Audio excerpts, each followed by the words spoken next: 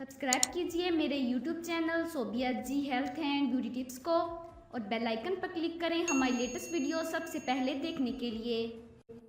तहरीक लब्बैक पाकिस्तान के अमीर शेखुल हदीस इलामा खादम हुसैन रज़वी ने वफाकी वज़ीर दाखिला एहसन इकबाल पर हमले की शदीद मज़म्मत करते हुए कहा कि ये अफसोसनाक वाक़या मुकम्मल तौर पर सिक्योरिटी अदारों की नाकामी साबित करता है।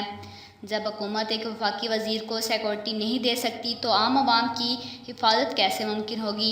इलामा खादम हुसैन रिजवी ने चीफ जस्टिस से मुतालबा करते हुए कहा कि एहसन इकबाल पर हमले की अदालती तहकीकात की जाएँ। एहसन इकबाल पर हमला कानून नाफिज करने वाले अदारों की मुकम्मल नाकामी है।